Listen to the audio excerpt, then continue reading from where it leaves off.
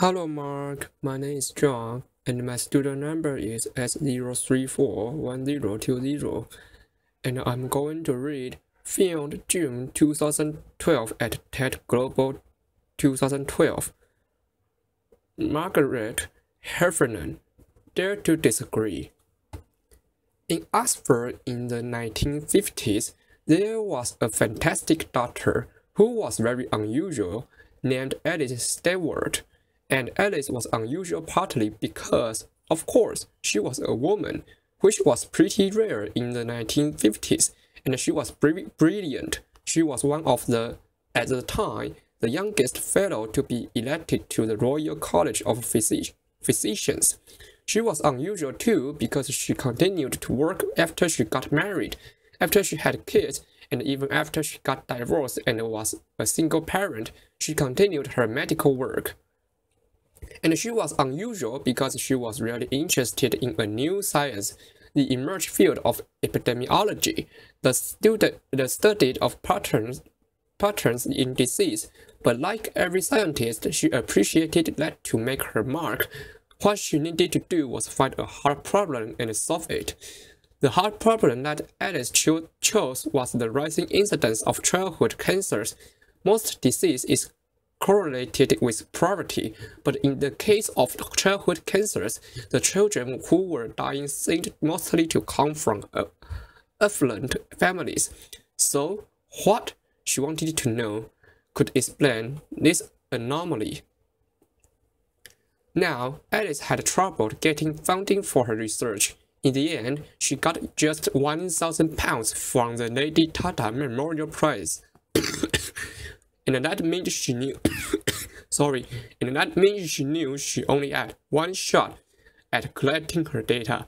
Now, she had no idea what to look for. This really was a needle in a haystack sort of search, so she asked everything she could think of. Had the children eaten boiled sweets? Had they consumed colored drinks?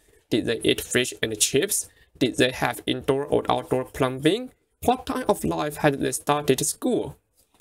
And when her carbon-copied questionnaire started to come back, one thing only jumped out with the statistical clarity of a kind that most scientists can only dream of. By a rate of 2 to 1, the children who had died had mothers who had been X-rayed when pregnant.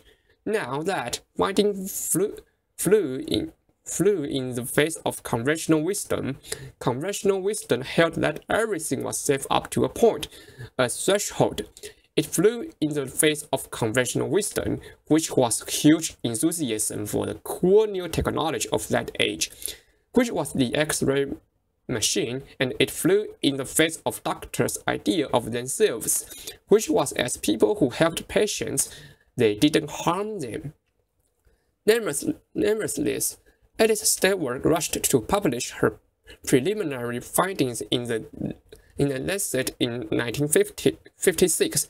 People got very excited. There was talk of the Nobel Prize, and Alice really was in a big hurry to try to study all the cases of childhood cancer she could find before they disappeared. In fact, she need not have hurried. It was fully 25 years before the British and American medical establishments abandoned the practice of X-raying pregnant women. The data was out there. It was open. It was freely available, but nobody wanted to know. A child a week was dying, but nothing changed. Openness alone can't drive change. So for 25 years, Alice Stewart had a very big fight on her hands. So, how did she know that she was right? Well, she had a fantastic model for thinking. She worked with a statistician named George Kneale, and George was pretty much everything that Alice wasn't. So, Alice was very outgoing and sociable, and George was a recluse. Alice was very warm, very emphatic with her patients.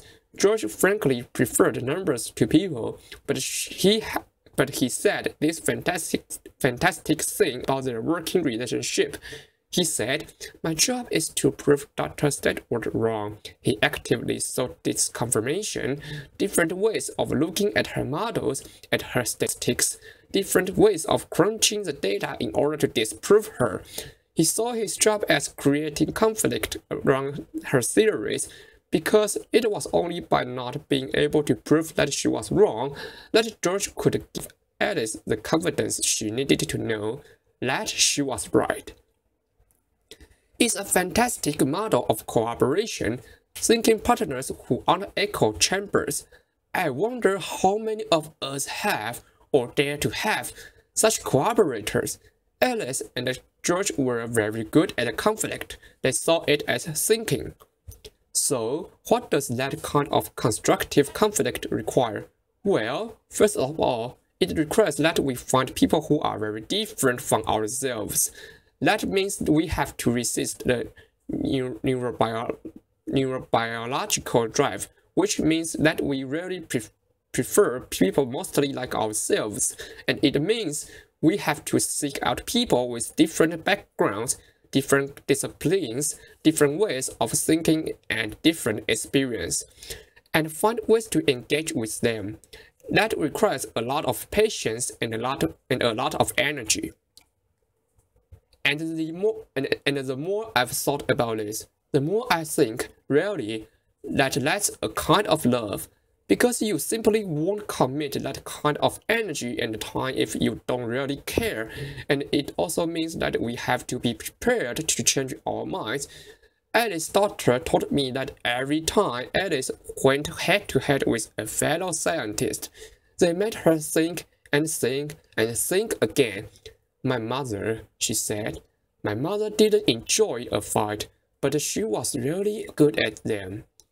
So it's one thing to do that in a one-to-one relationship, but it strikes me that the biggest problems we face, many of the biggest disasters that we've experienced, mostly haven't come from individuals, they've come from organizations, some of them bigger than countries, many of them capable of affecting hundreds, thousands, even millions of lives. So how do organizations think? Well, for the most part, they don't, and that isn't because they don't want to. It's really because they can't, and they can't because the people inside of them are too afraid of conflict. In surveys of European and American executives, 85% of them acknowledged that they had issues or concerns at work that they were afraid to raise, afraid of the conflict that would provoke, afraid to get embroiled in arguments that they did not know how to manage, and felt that they were bound to lose. 85% is a really big number. It means that organizations mostly can do what George and Alice so triumphantly did. They can think together, and it means that people like many of us who have run organizations and gone out of our way to try to find the very best people we can, mostly fail to get the best out of them. So, how do we develop the skills that we need? Because it does take skills and practice too. If we aren't going to be afraid of conflict, we have to see it as thinking, and then we have to get really good at it.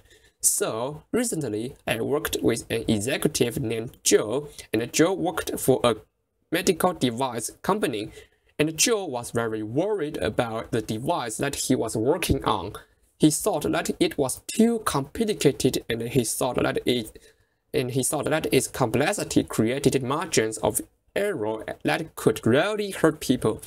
He was afraid of doing damage to the patients, and he was trying to help. But when he looked around his organization, nobody else seemed to be at all worried. So he didn't really want to say anything. After all, maybe they knew something he didn't. Maybe he looked stupid, but he kept worrying about it, and he worried about it so much that he got to the that he got to the point where he thought that the only thing he could do was leave a job he loved. In the end, Joe and I found a way for him to raise his concerns, and what happened then is what almost always happens in this situation. It turned out everybody had exactly the same questions and doubts, so now Joe has allies. They could think together, and yes, there was a lot of conflict and debate and argument, but that allowed everyone around the table to be creative, to solve the problem, and to change the device. Joe was what a lot of people might think of as a whistleblower, except that like almost all whistleblowers, he wasn't a crank at all. He was passionately devoted to the organization and the higher purpose that organization served. But he had been so afraid of conflict until finally he became more afraid of the silence, and when he dared to speak, he discovered much more inside himself and much more give in the system that he had ever imagined. And his colleagues don't think of him as a crank, they think of him as a leader.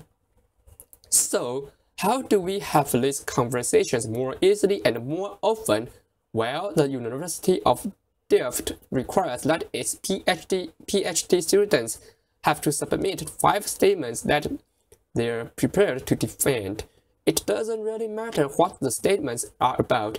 What matters is that the candidates are willing and able to stand up to authority. I think it's a fantastic system, but I think leaving it to PhD candidates is far too few people and way too late in life. I think we need to be teaching these skills to kids and adults at every stage of their development, if we want to have thinking organizations and a thinking society. The fact is that most of the biggest catastrophes that we've witnessed rarely come from information that is secret or hidden. It comes from information that is freely available and out there, but that we are willfully blind to because we don't want to handle the conflict that it provokes. But when we dare to break that silence, or when we dare to see and we create conflict, we enable ourselves and the people around us to do our very best thinking. Open information is fantastic. Open networks are essential. But the truth won't set us free until we develop the skills and the habit and the talent and the moral courage to use it. Openness isn't the end.